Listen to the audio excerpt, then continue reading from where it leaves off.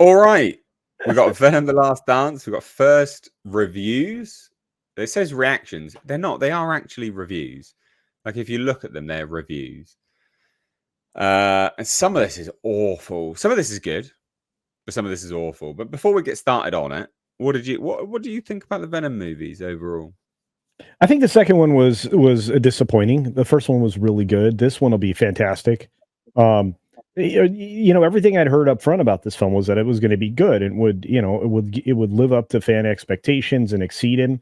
Tom Hardy's brilliant in it. I kept hearing and all of that. He really dedicated himself to the role. Obviously, this will be his last time playing the character. And I was looking forward to it. The projections early on were looking great. This thing looked to be the leader in the clubhouse for for these films, but lately it's dropped down into the 45 range on domestic forecast on opening weekend, which disappoints me. It also has a very weak performance in overall length of stay in cinema. So I'm kind of worried about that too. But with early reviews like this, now mind you, they're probably from Shills. But with early reviews like this, I'm a lot more positive. So I was asked if I was going to go see this, and the answer to that is yes. Yes. Yeah. Okay. I mean, it kind of mirrors my thoughts. Like the first one was just like a proper dumb popcorn flick, but it was like it had a good balance of humor and sort of serious tone, like with stakes. I thought anyway. And then the second one was the biggest pile of bollocks I'd seen in so very long. I hated the second one with a passion. It was awful. It was an awful film, but it was awful because there were some really dumb, narrative decisions in it. Like, oh, we're going to split Venom and Eddie up, and then they're going to come back and just have one fight with Carnage, and it's going to be over. And you're like, what? Why did you waste time on this? There was many, many different things that could have happened, which I don't know. Anyway, whatever. Anyway, look, Venom: The Last Dance. Hopefully, it's better. Who knows? Let's have a look at some of these reviews because they are reviews; they're not reactions. Because some of them are really in depth. All right. So yeah, Josh Wilding says, "I've seen Venom: The Last Dance, and it's the most cinematic, monumental Venom movie to date. Sweet. Eddie Brock and Venom's dynamic is at its strongest in this one, and the stakes are so much higher. And a lot of fun with this one. The final act is bonkers. Is it perfect? Nah, far from it. However, it's leaps and bounds ahead of Venom and has a way meatier plot than Venom Let There Be Carnage. The Spider-Man 4 rumors have been blown out of proportion, in my opinion. But Venom: The Last Dance left me wanting more of these two, and Null, mostly. Just jump in when you want, mate, to be honest. Chris Killian, Venom: The Last Dance is a wacky, buddy road trip that stretches its PG-13 rating as far as it will possibly go. Well, I think they know that this is the end of the line.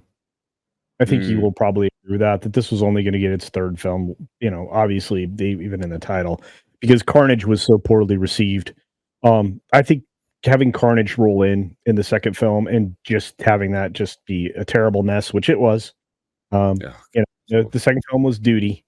Okay, it's true. But somebody in the chat said that. But this third film is really going to be one that I'm excited for, because even in the trailer, I was like, this looks great. It looks great. It has the humor. It has the self-awareness that oftentimes these kinds of spin-off characters don't have. So I think that's why it works. I'm firing in there. Well, so more of this review. So simply put, Venom 3 is classic guilty pleasure cinema. Turn your brains off and let Venom snack on them. Null is creepy. I love the way they use him and set him up as a future threat. So that's quite a big deal. Fingers crossed this isn't Tom Hardy's last dance with Venom and that we'll see him face to face with Spider-Man when we least expect it. So it's kind of teasing the whole Spider-Man element there. And Null, of course. Venom: The Last Dance is the best of the Venom movies. Well, you've only got to be better than the first one because everything's going to be better than the second. The insanity has been ramped up significantly, but so is the heart. It's not perfect, but it's super entertaining, and there's a giant monster that chews people up, sprays blood out of its back of its head, pretty nuts. And then there's a lot of reviews. You'll see this little spider mark. Obviously, they're teasing Spider-Man, clearly. Venom: The Last Dance is phenomenal. Laughs, even a cry, maybe. Some fun surprises and confirmations. Tom Hardy is Venom.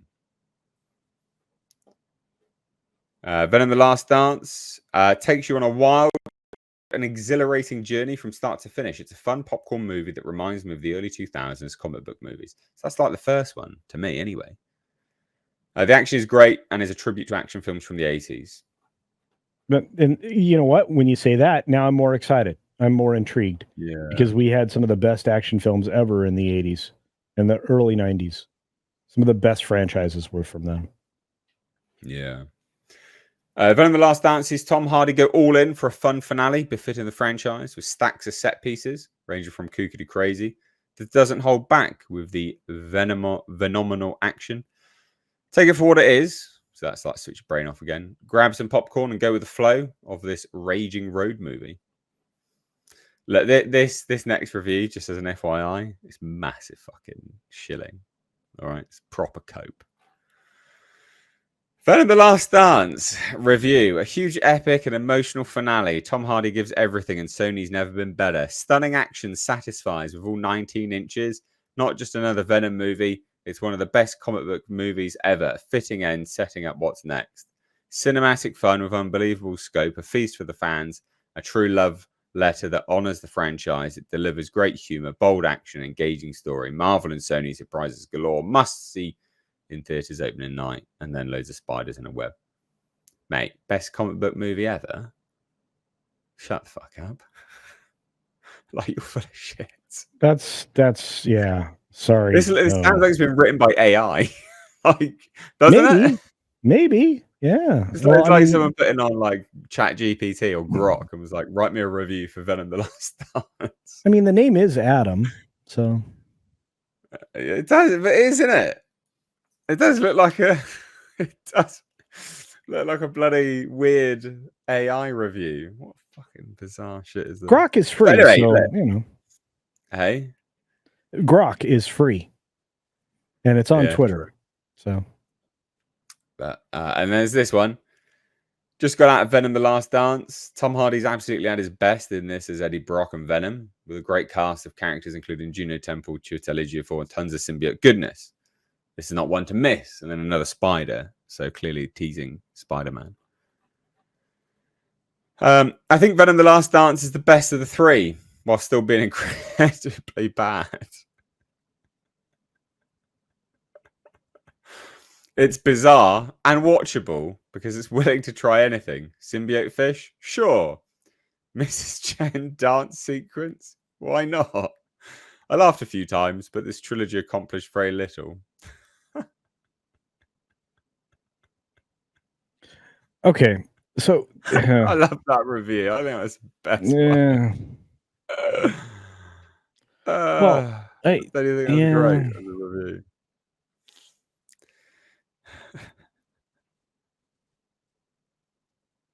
Thoughts? No, nothing.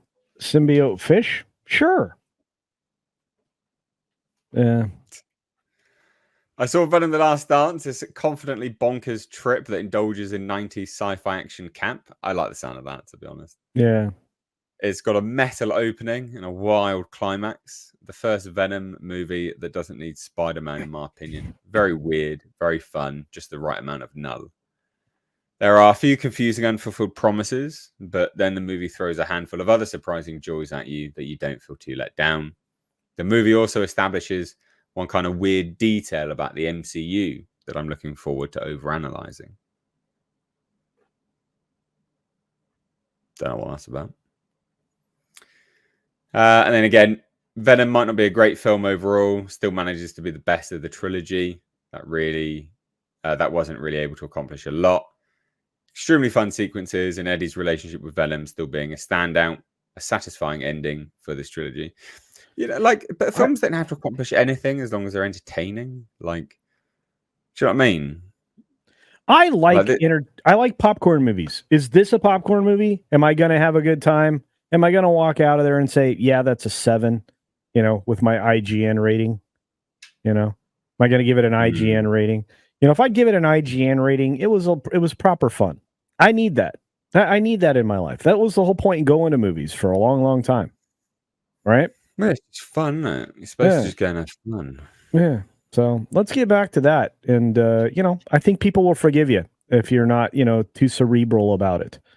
You know, I want this to be good. I also like the fact that it is bringing in a big bad that is substantive and will be carried over in other films, because you do not introduce. We don't know if he's gonna be yet. If you introduce Null, you know. Well, they've said he's going to, but look, this is also from the same company that wanted a Aunt May spin-off movie, so they can't fully be trusted at all times, obviously, because they're apparently idiots. But I don't know. Well, all I know is I'm looking forward to the Black Cat film. That's the one I want to see. Oh, what, with Sydney Sweeney in a tight latex lycra looking outfit? Yeah, she looks really good in that that bathing suit that looks exactly like Black Cat's outfit. Where's that? You didn't see the pictures on the boat? No. Oh. Well, I'm googling that now, aren't I? Yeah, you bet. You best. You best. I don't see any of this. Well, anyway, never mind. Let's. All right, let's. I used the picture for like a segment that we did. Let's keep fun. Well, look, you wanted to be distracted by a Sydney Sweeney. I'm fine with that. Anyway, no, the reviews are great. Obviously, people are shilling hard for the film. I'm going to go see it. Like I said, this is uplifting to me, because this last several days it was like watching the forecast go down, and I'm like, oh no. But this is going to be the only thing really that's out at that time. Because you can't only see Art the Clown tear something up so many times. You know, he basically got massive opening. You can, you know, you can't go see Beetlejuice for a third time. You know, which a lot of people seem to be doing, because that thing has great box office. And most of the other new early offerings are these art house bologna sausage things that, you know, you only take a girl to get laid. So I mean, let's just be honest about it. So, yeah. Well, I'll be watching this on Friday, giving you guys my review. So stay tuned for that. But yeah, let's move on. Yeah. Oh no, we've got one here. Martin says the entire Venom trilogy is a perfect example of how to ruin fan favorite characters and totally annihilate Carnage's potential. Yeah, that's true. Symbiote bloodline. What a waste. Okay. You know what? That's not an unfair statement. You know, because could the first film have been better? Yes. It failed to do something that you have to do when you're establishing a character. Introduce it in a way that the normies immediately accepted. Oh, look what you found. I've been clicking away in the background.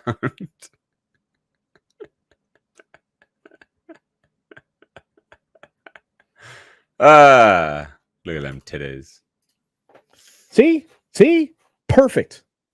Yeah, she'd look banging as Black Cat. Perfect. Banging as Black Cat. Perfect. Hot damn. There you go. Thanks so much for that super chat, Martin. Yes, definitely agree with you. Yes, there, for sure. you gave Mr. H a chance to find that picture, so well done. Thank you. You did. Thank you.